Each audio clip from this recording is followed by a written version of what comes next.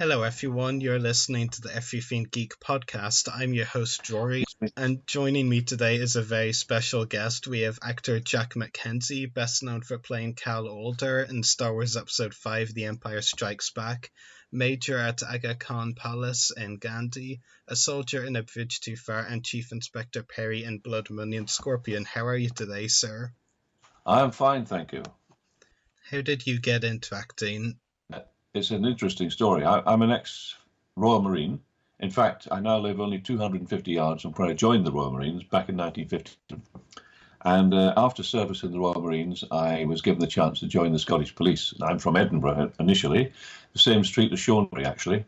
And I joined the police, and my chief constable was patron of the disabled and disadvantaged kids in the city. And every year, taxi drivers would arrange picnics for kids from different children's homes and disability organisations who look at children and so on. And my chief kind of took me under his wing because my parents were killed during the war, so I was an orphan. And obviously one's CV precedes one, so he kind of took me under his wing to guide me through my job as a police officer. But part of this was escorting all these kids' taxis down to the beach or the countryside, and we entertained the kids, and the fire service guys and the ambulance service guys used to come down and help. So I was left with a lot of kids who were in wheelchairs, and the wheelchair users, they weren't the carers then, and this is back in 1965, and some of the kids were getting really bored, and I could do funny voices for them, and I was doing a little girl's voice, something like, "Hello, my name is Fiona, I'm 5. And these kids heard this funny voice and were laughing their socks off. And this guy came across to me and said, "Excuse me, how long have you been doing this?" And I thought he meant being in the police at that time. I said 5 years. He thought I was an actor employed to look after the children.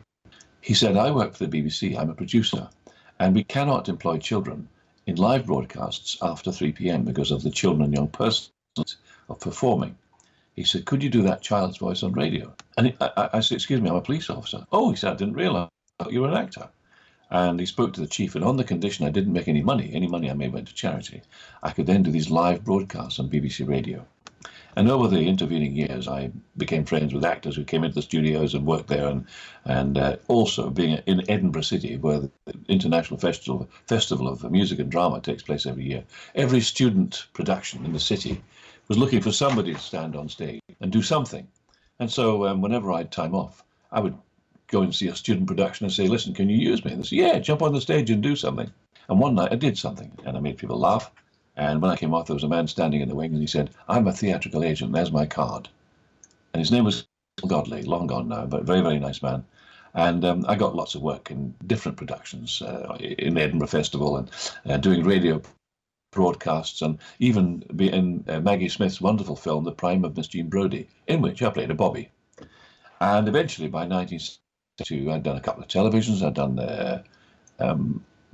Roddy Macmillan's, he was a famous Scottish actor. I did The View from Daniel Pike, which was his series. I did Scotch on the Rocks, which was written by Douglas Hurd, the then current Home Secretary. And I thought, well, hold on a minute, maybe I'm good at this. How were you originally cast as Cal Alder in Star Wars Episode 5, The Empire Strikes Back? So on 23rd of June 1972, I headed off to London, the first flight I got down there. I had spoken, and he said to me, "Look, there's an agent in Wardour Street, might be interested in you." So I got off the plane, got the tube into London, into Soho, walked to this agent's office, and I said, "I'm an actor." And they said, "Oh, well, there's no one in the office at the moment." Then this woman walked in and said, "I'm looking for a beery face Guinness commercial. You will do." And I got the commercial. And I found a room in Peckham Rye, and I lived in Peckham Rye, and I worked for the Southwark Council, was a clerk between jobs, and I got a job eventually for Cinema International Corporation on Hyde Park Corner. It's called United International Pictures, and it covered Universal, Paramount, and all these great movie companies. I wasn't doing a responsible, but having been a policeman, I had operated a switchboard, one of the great big old-fashioned eyeball switchboards. And in between times, I was occasional commercial or voiceover or whatever. And then I read that Cornelius Ryan's book, A Bridge Too Far, had been snapped up by Joe, the producer. Well, there I was. This is long before mobile phones, sitting in front of a multi-faceted switchboard. So I rang his off. And the lady on the other line in America said, she said, "I'm terribly sorry, sir, but Mr. Levine is not in his office at this moment. Would you care to have his home number?" I said, "Yes, thank you." So I rang his home number, and the boy said, "Joe Levine."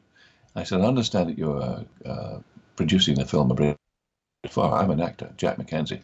Get in touch with Richard Attenborough. He's directing it. Miriam Brickman's casting it at Twickenham Studios." Bang, the phone went down.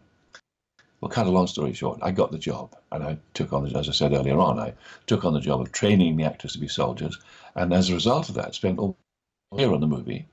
And during that time, all these American actors were coming across from Pinewood talking about Star Wars.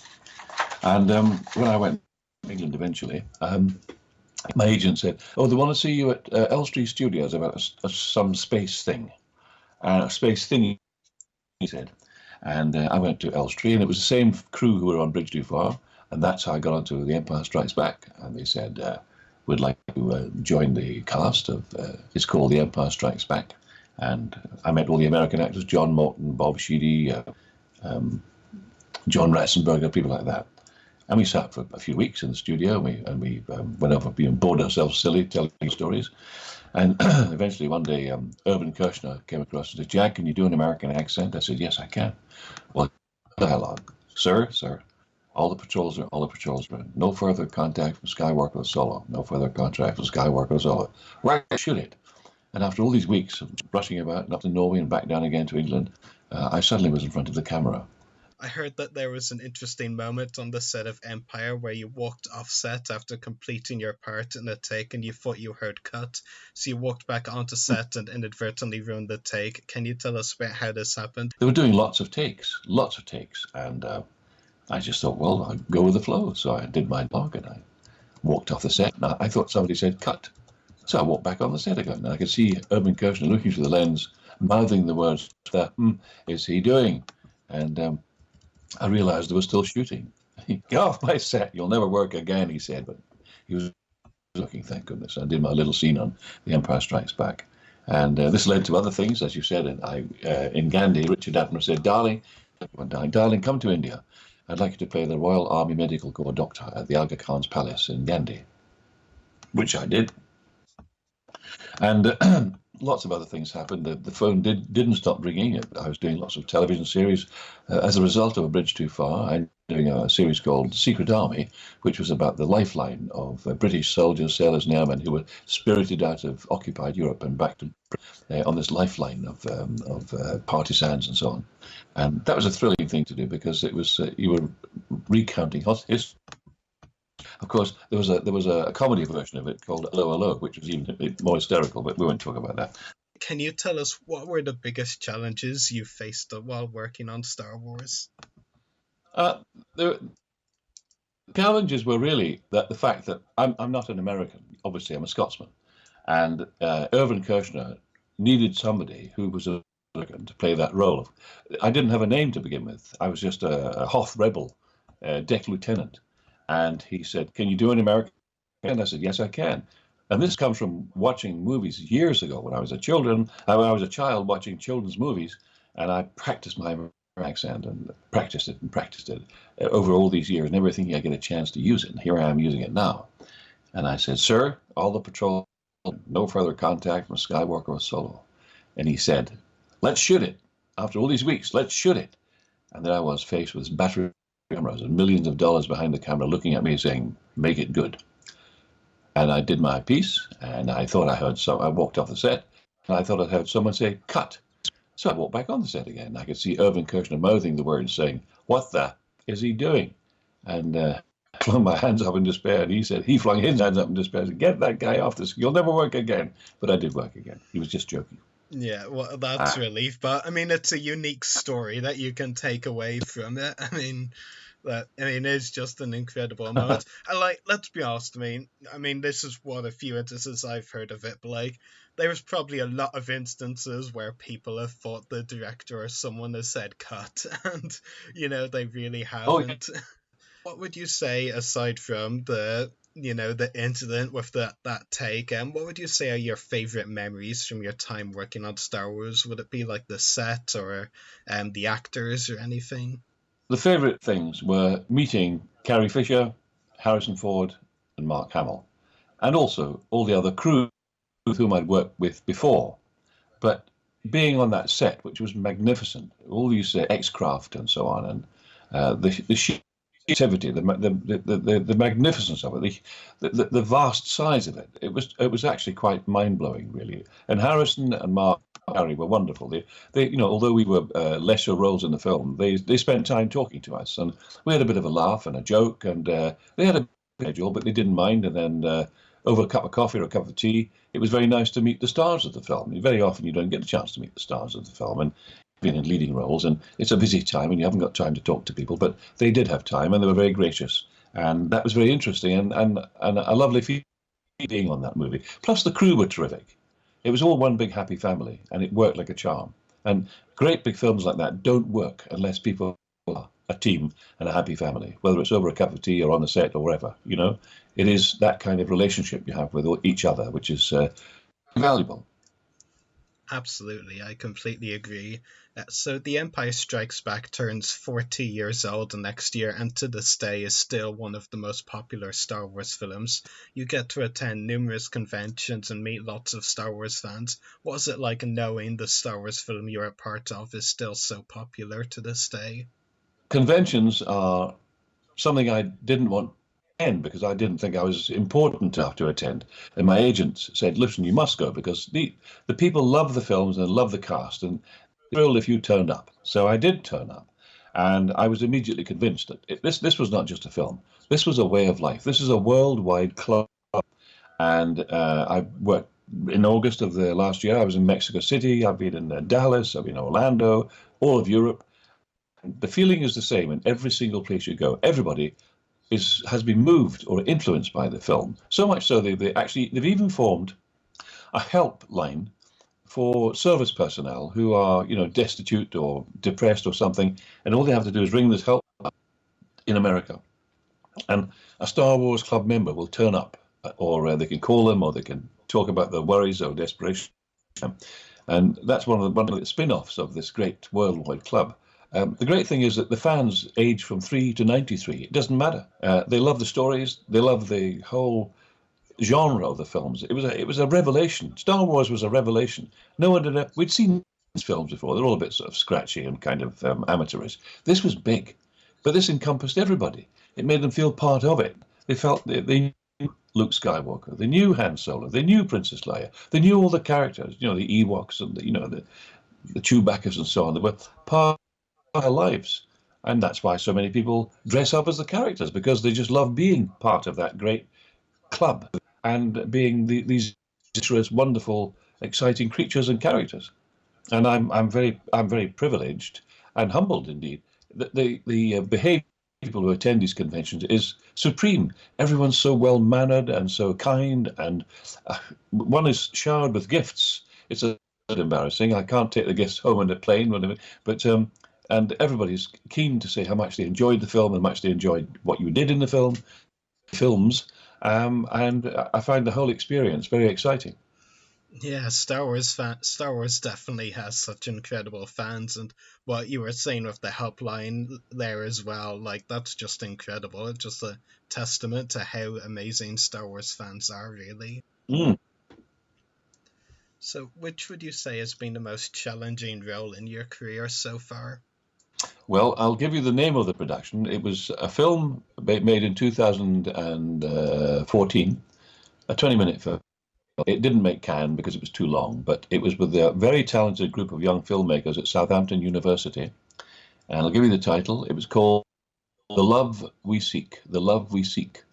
And I'll tell you how I got the part.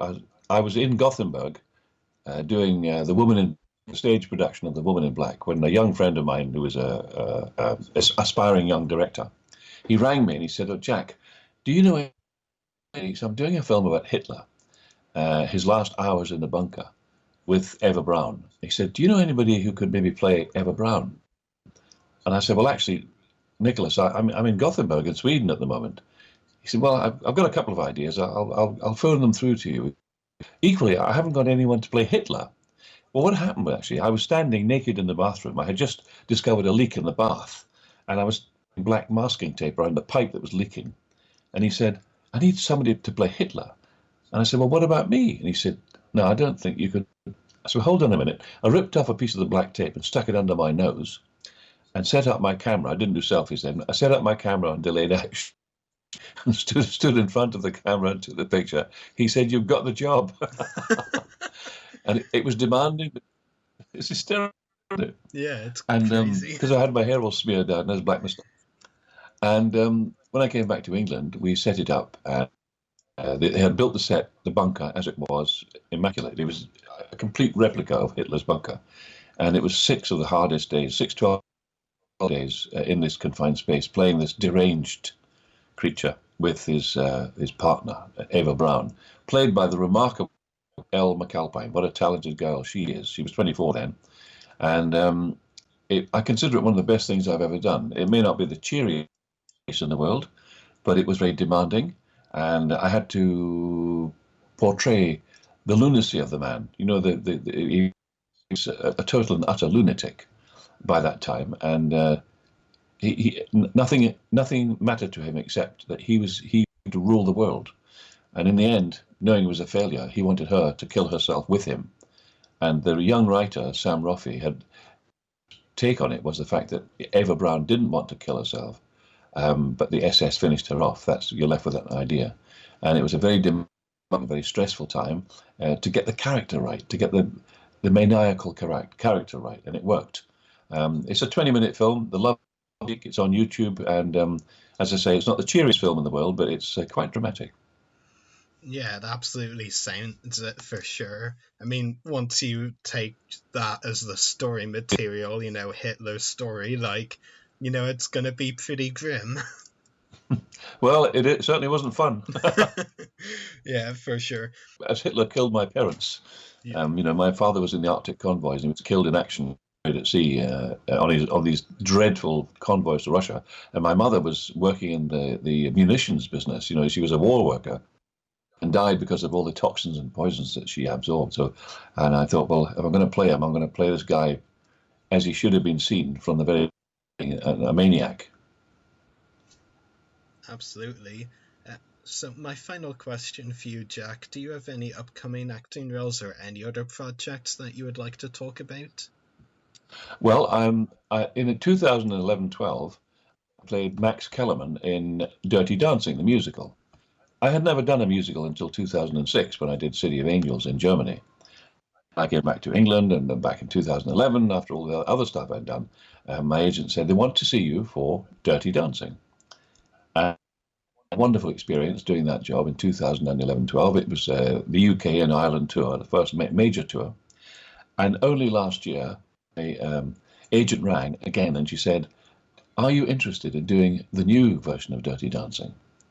So on the 20th of September last year, we opened in Brighton. I've since done 12 theatres. And on the 17th of January, this coming 17th of January, I'll be driving up to Gateshead for the next venue for our tour, which is Gateshead, Newcastle, and I go to Bradford and High Wycombe and Bromley and Edinburgh and all that. And that's me. I'll be employed doing Dirty Dancing until December. Working again with a wonderful young company of talented young people who give every single ounce of their energy to being perfect. The young guy, Michael Riley, who played as Johnny, was 6 foot. He looks like a young Christopher Reeve and built like Christopher Reeve as well. The women fall over the place up in front of him. But lovely young chaps and girls who they train and rehearse and rehearse and rehearse until they're pin sharp perfect. A joy to work with them. And I consider it a great privilege to be able to work with them, even at my ripe old age. And that's what I'm doing till December. That's fantastic. Well, best of luck with the tour. It sounds like it will definitely be quite an experience with it lasting all the way until the end of the year.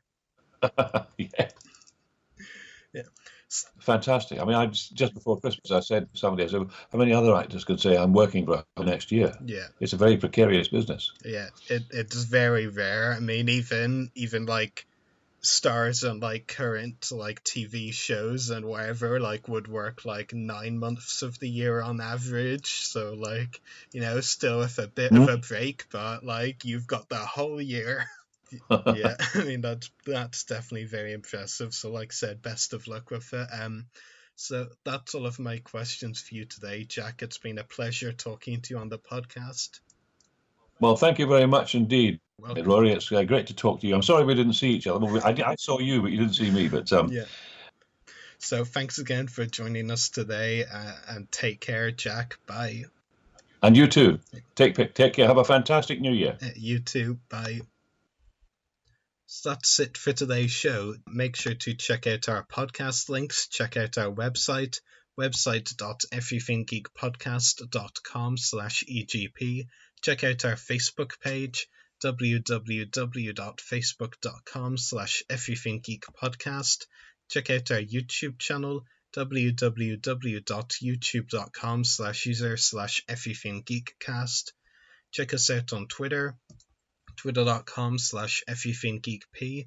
Check us out on Instagram, instagram.com/official everythinggeekpodcast. Check out our Mixcloud profile, www.mixcloud.com/everythinggeekpodcast. Email us at the following email, everythinggeekpodcast@gmail.com. Check out our companion podcast, Everything Geek Comiccast, www.facebook.com/everythinggeekcomiccast. Make sure to check out the hosts' YouTube channels. Mine is www.youtube.com/user/SeptusDestroyers.